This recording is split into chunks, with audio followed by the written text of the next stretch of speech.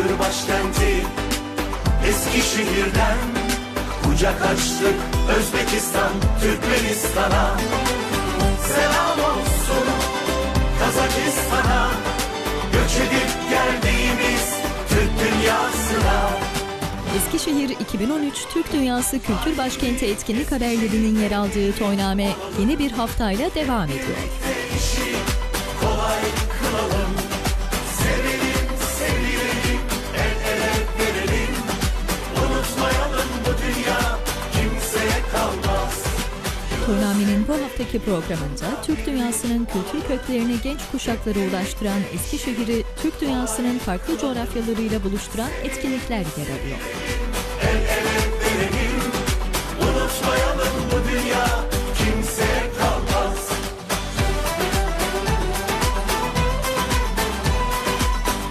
Eskişehir 2013 Türk Dünyası Kültür Başkenti etkinlikleri hız kesmeden devam ediyor. Şehir her hafta sosyal yaşama renk ve canlılık katan konser, tiyatro, sergi, halk oyunları, sempozyum ve benzeri etkinliklere sahne oluyor.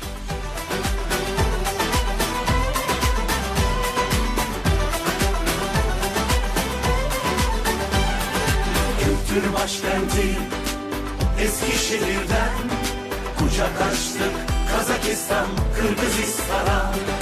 Kültür başkenti Eskişehir'den kucak açtık Özbekistan. Eskişehir 2013 Türk Dünyası Kültür Başkenti Ajansı, Eskişehir Osman Gazi Üniversitesi Rektörlüğü ve Atatürk Kültür, Dil ve Tarih Yüksek Kurumu Atatürk Araştırma Merkezi Başkanlığı işbirliğinde kuruluşundan 90. yılına Türkiye Cumhuriyeti Uluslararası Sempozyumu düzenlendi.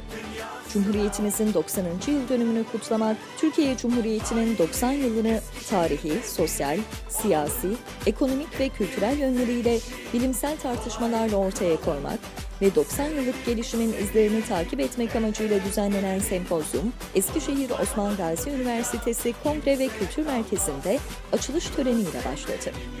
Eskişehir Valisi Güngör Azim Tuna açılış konuşmasına tüm katılımcılara teşekkür ederek başladı ve milli mücadele döneminde Eskişehir'in önemini vurguladı. Cumhuriyet'in 90. yılında Cumhuriyet tarihinin aynasına baktığımızda ilk Eskişehir'i gördük. Ama çerçeveyi genişlettiğimizde, buna Türkiye'yi ve onun jeopolitik öneminde dahil ettiğimizde dünya küresinde doğudan batıya, kuzeyden güneye geniş bir coğrafyayı dahil edebiliriz. Biz Türk dünyası denilince meseleye sadece Türk devletleri olarak bakmıyoruz. Tarihten gelen bağlardan doğan bir gelişim ve açılımda Türk kültür coğrafyası kavramının oturtulması ve sınırların çok daha geniş tutulması önem arz etmektedir. Türk kültür coğrafyası Çin'den başlayan, içine Orta Doğu'yu, Türkistan'ı, Kafkasları ve Balkanları bu şekilde geniş bir coğrafyayı alan geniş bir alandır. Bu alanda kültürel faaliyetleri geliştirmek, gözden uzak olanları gönüllere yaklaştırmak, tarihi mirası hatırlatmak ve ortak duyguyu tesis etmek, Türkiye Cumhuriyeti Devleti'nin olduğu kadar bütün Türk dünyasının menfaatine bir gelişme olacaktır. Cumhuriyet'in 90. yılında bu bilinçle çalışmalara hız verilecek ve ben bu vesileyle bu sempozyumdan çıkan sonuçların da çalışmalarımıza önemli katkılar sunacağı inancındayım. Biz Türk dünyası sevgi çemberini daha da genişleterek kültür başkentliği ile Türk kültürünün uluslararası düzeyde benimsenmesine, yaygınlaştırılmasına çalışmakla uygarlığa, dünya barışına ve insan haklarına da hizmet etmeyi hedefliyoruz. Bu hedefimize yürürken Yunus Emre'nin gönül memleketimizde yankılanan sevelim, sevilelim sözlerini hep birlikte tekrar edeceğiz. Sempozyuma emeği geçenleri tekrar tebrik ediyor ve ortak kültürümüz, tarihimiz için yapılan bu çalışmaların güzelliklere kapı aralamasını temenni ediyorum. Bu vesileyle uzaktan yakından ve ülke dışından bu sempozyuma teşrif eden değerli misafirlerimize de hoş geldiniz diyor.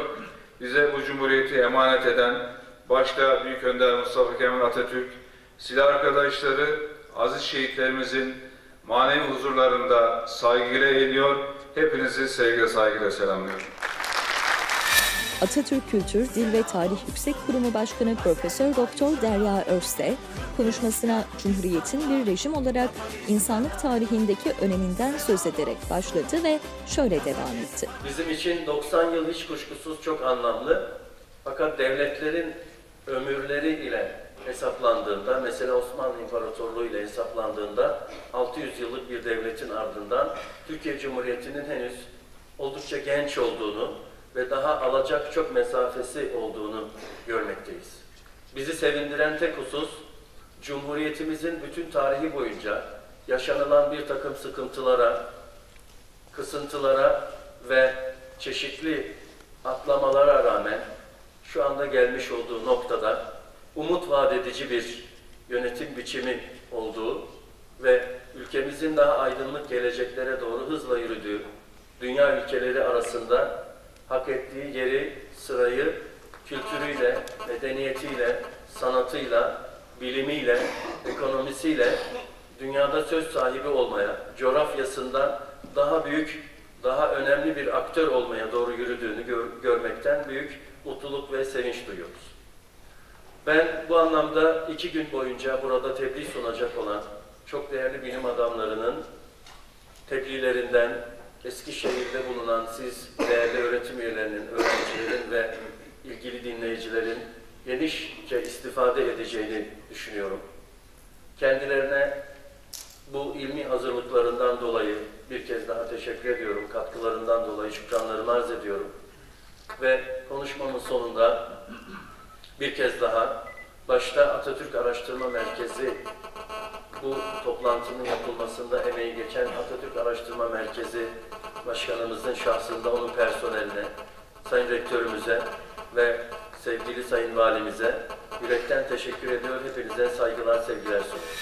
Atatürk Araştırma Merkezi Başkanı Profesör Doktor Mehmet Ali Beyhan konuşmasına başta Mustafa Kemal Atatürk olmak üzere bu aziz kahramanları rahmetle ve minnetle anmak bizim için en büyük borçtur diyerek başladı ve ülke olarak Cumhuriyet'in 100. yılında 2023'te böyle bir düzeye ulaşabilmek için umut verici gelişmeler var, gayretler var. En büyük dileğimiz bu çalışmaların, gayretlerin kesintiye uğramamasıdır. Semere vermesidir. Sempozyumlar, ilmi toplantılar, muhasebe yapma, durum değerlendirilmesinde bulunma imkanı veren faaliyetlerdir. Burada 2 gün boyunca böyle bir faaliyet içinde olacağız. 14 ayrı ülkeden tarihimiz ile meşgul olan bilim insanları teşrif etmişlerdir. Umuyorum ve diliyorum ki kuruluşundan 90. yılına Türkiye Cumhuriyeti Uluslararası Sempozyumu bu anlamda 90 yıllık yakın tarihimizin bir muhasebesini, bir muhassalasını ortaya koyacaktır. Bu vesileyle sempozyumun düzenlenmesinde katkı veren, emek sarf eden kuruluşlara, kardeş kuruluşlara, ortak kuruluşlara ve kurumumuzun personeline teşekkür ediyorum huzurlarınızda ve sempozyumun başarılı geçmesi dileğiyle hepinizi saygıyla, sevgiyle selamlıyorum.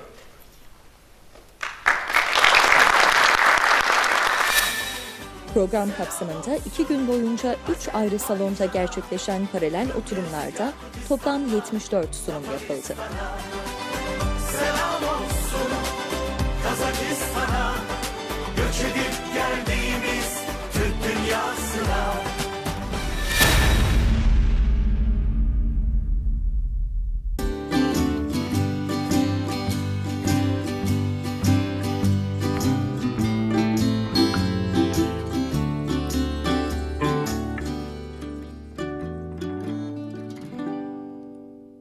Kültür başkenti Eskişehir'den kucak açtık Kazakistan, Kırgızistan'a.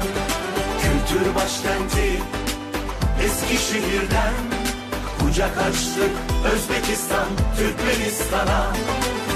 Selam olsun Azerbaycan'a, Kıbrıs, Yakutistan'la Tataristan'a.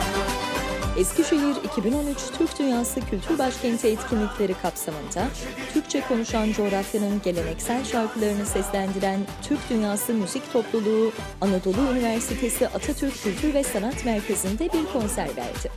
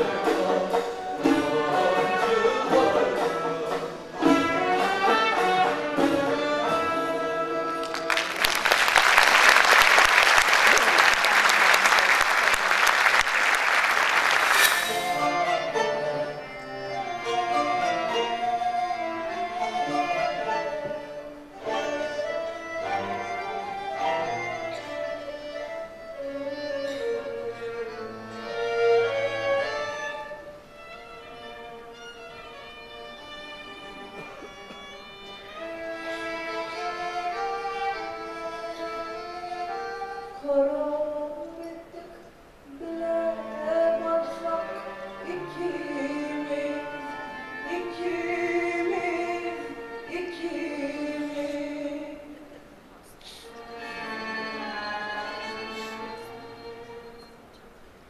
Derya kırasında batsın yükümüz, yükümüz. Ah, ah, maram. Cem terk eyledi felek ikimiz.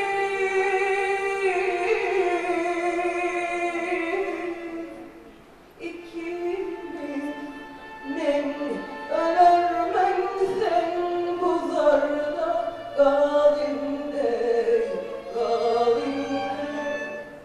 Ah, ah, maram.